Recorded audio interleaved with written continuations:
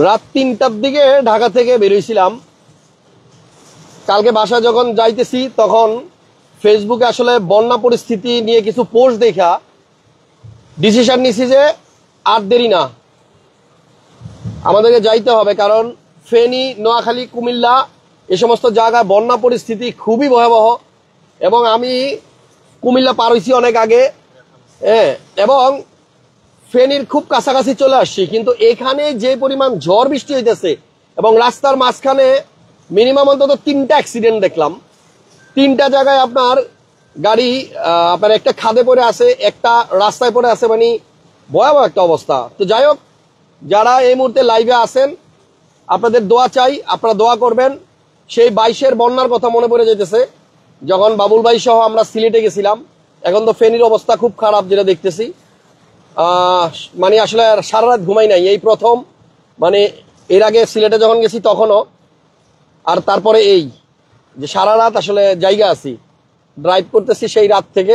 ৩টার দিকে বেরিয়েছি বাসা থেকে, এখনো পর্যন্ত আসলে পৌঁছাইতে পারি নাই। ফেনীর খুব কাছাকাছি চলে আসছি, হয়তো কিছুক্ষণের মধ্যে পৌঁছাবো। এখন ফেনীর যদি কেউ থেকে থাকেন আমাদের এই পেজে, হাসান ব্লগস পেজে যদি ফেনীর কেউ থেকে থাকেন, তাহলে অবশ্যই একটু কষ্ট করে কমেন্ট করে দেন যে আসলে কোন জায়গার অবস্থা কি। আমরা আসলে ফেনীতে আমি কখনো যাই নাই, এবং যেটা হয়েছে যে আমরা কোন জায়গায় গেলে সবচেয়ে ভালো হবে আমরা চেষ্টা করতেছি। আমাদের পিছনে গাড়ি আছে, গাড়িতে আমরা নিজেদের উদ্যোগে সাধ্যমতো আসলে ত্রাণ নিয়ে নিছি।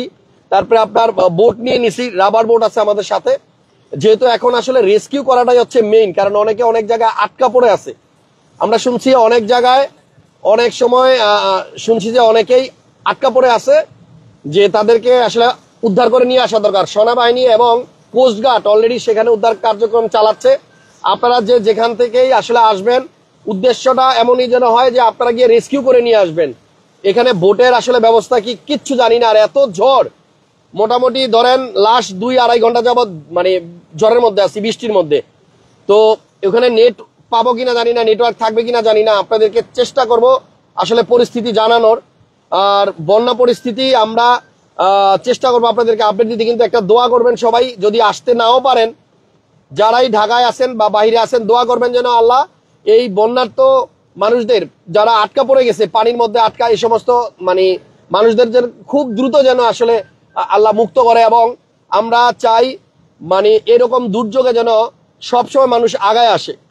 একটা বাজে এক্সপিরিয়েন্স আছে আমাদের, অনেকেই জানেন যে এই বন্যার নাম আসলে আসলে অন্য একটা ব্যাপার চলে আসে, যেগুলো নিয়ে এখন অনেক কন্ট্রোভার্সি হয়। বিকাশ নাম্বার, অ্যাকাউন্ট নাম্বার, এটা সেটা, এগুলো যেন না হয়। যে যার সামর্থ্য মতো পারেন নিজেরা আসেন। আমি আমার সামর্থ্য মতো আমি যতটুকু পারছি ততটুকু নিয়ে যাচ্ছি, দেখি কি হয়। তবে আপনারা কখনোই মানে অসৎ উদ্দেশ্য নিয়ে এই কাজগুলোতে আসবেন না। এরকম পরিস্থিতি আমাদের দেশে আরো আসবে, এবং এই সমস্ত পরিস্থিতিতে আমাদেরকে সবার এগিয়ে আসতে হবে, পাশে থাকতে হবে। তো আমরা ফেনীর অনেকটাই কাছাকাছি চলে আসছি, আসলে জায়গার নাম বুঝতে পারতেছি না। প্রচন্ড মানে ঝড় বৃষ্টি হয়ে যাচ্ছে, এবং বন্যা পরিস্থিতি আরো ভয়াবহ হবে যদি কন্টিনিউ এরকম বৃষ্টি হতে থাকে। আপনারা যারা লাইভ দেখতেছেন কিছু কমেন্টস পড়ে শোনাও তো, ফেনী থেকে কেউ দেখতেছেন কিনা আপনারা আমাদেরকে একটু আপডেট দেন যে মানে ফেনীর ফুলগাজীর অবস্থা অনেক খারাপ। আচ্ছা, ফুলগাজীর ওই জায়গায় কি নেটওয়ার্ক আছে কিনা, আমরা গুগল ম্যাপ দেখে কি যাইতে পারবো কিনা, আপনারা একটু হেল্প করেন, আমাকে একটু কমেন্টস করেন। আমরা চাই মানে একটা প্রাণও যেন এই দুর্যোগে আমরা না হারাই। মানুষের নেটওয়ার্ক নাই না, এক ভাই বলছে নেটওয়ার্ক নাই, আমরা যোগাযোগটা করবো কিভাবে? আর আমার যতটুকু ধারণা ওইখানে গেলে আমরা সেনাবাহিনীর হেল্প পাবো এবং কোস্টগার্ডেরও হেল্প পাবো। দেখি সামনে গিয়ে কি অবস্থা আপনাদের সাথে একটু শেয়ার করব। চট্টগ্রামের অবস্থাও ভালো না, আসলে খবর একটার পর একটা শুধু আমরা পাচ্ছি, জানি না এই দুর্যোগ আসলে কোন জায়গায় গিয়ে দাঁড়ায়। আর আমরা জানি অনেকেই ইতিমধ্যে কিন্তু সেখানে চলে গেছে, কারণ আমরা যাওয়ার পথেই রাস্তায় থামছিলাম, দেখলাম অনেক ভাই ব্রাদার ঢাকার থেকে রওনা দিয়ে তারা ফেনীর দিকে যাচ্ছে। দেখেন রাস্তায় যে পরিমাণ বৃষ্টি হইতেছে কন্টিনিউ, আমরা মধ্যরাত থেকে গাড়ি চালাইতেছি, এখনো পর্যন্ত আসলে যেই বৃষ্টি দেখতেছি এইভাবে পানির উচ্চতা অনেক বাড়বে এবং পরিস্থিতি হয়তো খুব খারাপের দিকে যাচ্ছে। এবং এই পরিস্থিতি যতক্ষণ না নিয়ন্ত্রণে আসতেছে, আমরা যে যার জায়গা থেকে যতটুকু পারি, যে যার সাধ্য মতো আমরা গিয়ে মানুষকে হেল্প করি, বুদ্ধি দিয়ে পারি, শরীর দিয়ে খেতে পারি, বা আপনার আল্লাহর কাছে দোয়া করে পারি, যেভাবে পারি আমরা পাশে দাঁড়াবো ইনশাল্লাহ। এবং আপনারা দেখেন প্রচন্ড ঝড় হইতেছে, আমার আসলে কিছুক্ষণ পরপরই অলরেডি কিন্তু ৮০০-র মতো মানুষ লাইভটা দেখতেছেন। যারা ফেসবুকে বা ইউটিউবে অলরেডি দেখছেন যে বন্যা ফেনীতে এবং খুব খারাপ অবস্থা কুমিল্লারও অনেক জায়গাতে। তো আপনারা সবাই একটু এই লাইভগুলো বেশি বেশি শেয়ার দিয়ে একটু মানুষকে জানিয়ে দেন। এখনো হয়তো অনেকে জানে না যে আসলে বন্যা পরিস্থিতি কেমন, কারণ ঢাকায় থেকে বোঝার উপায় নাই, স্পটে আসতে হবে। এইসব জায়গায় আসলে আপনারা বুঝতে পারবেন। আমাদের পিছনে মানে একটা গাড়িতে আমরা খাবার দাবার নিছি, শুকনা খাবার। সেখানে আপনার ধরেন চিড়া আছে, গুড় আছে, তারপরে ওরসালাইন আছে, পানি আছে, নাপা ট্যাবলেট আছে, ফিটকিরি আছে, এগুলা নিয়ে নিছি আমরা আসলে আমাদের নিজস্ব মানে ফান্ড থেকে। এখানে কোনো ফান্ডিং নাই, এখানে কাউকে বলবো না টাকা পাঠাইতে। সো এরকম কোনো কিছু না, আপনারা যারা পারেন যার যার জায়গা থেকে আসবেন ইনশাল্লাহ।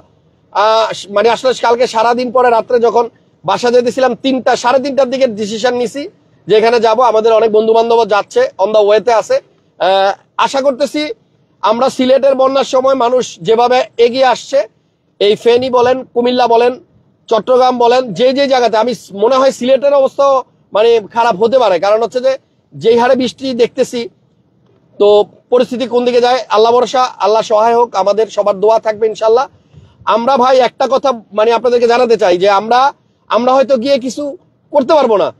আমরা যে কি করব, আমরা একটা মানুষ যদি একটা মানুষকে রেস্কিউ করতে পারি, উদ্ধার করে নিয়ে আসতে পারি ওই জায়গা থেকে, তাহলে এটাই হবে সবচেয়ে বড় কিছু। এবং আমাদের এই ভিডিওগুলো দেখে আমরা গত বন্যার সময়, আমার মনে আছে সিলেটের বন্যার সময় আপনারা অনেক বেশি সাপোর্ট দিচ্ছেন, অনেক বেশি। একজন কুমিল্লা 14 গ্রাম থেকে একজন লিখছেন, অনেকে কমেন্ট করতেছেন, আপনাদেরকে অনেক অনেক ধন্যবাদ।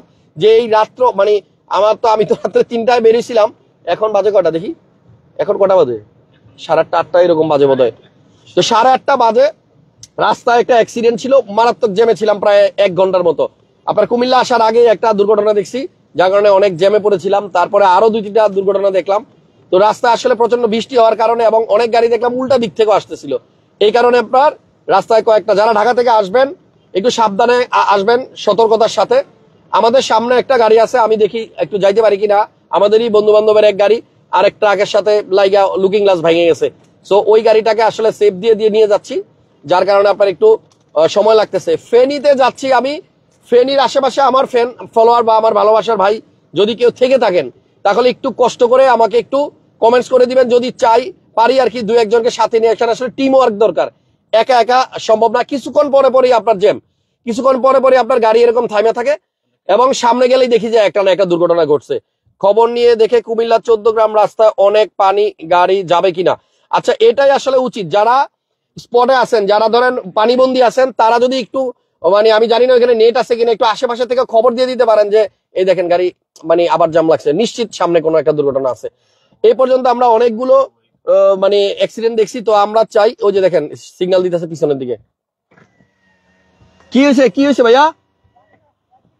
অ্যাক্সিডেন্ট হয়েছে, কি করব? ব্যাকে ওই যে দেখেন, ওই যে একটা উল্টা দিক থেকে আসতেছে, দেখছেন? এই রং সাইড দিয়ে যাবো,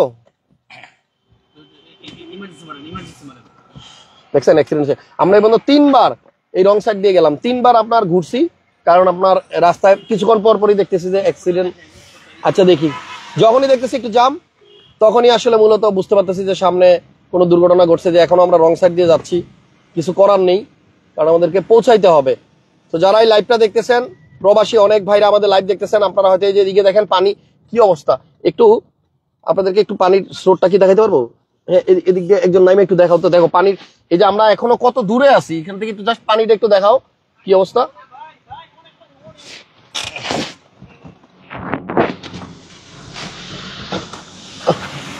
হ্যাঁ, চিন্তা করেন মানে কিভাবে পানি যাইতেছে। এটা আমরা আসি হলো ভাই, এই জায়গাটার নাম কি?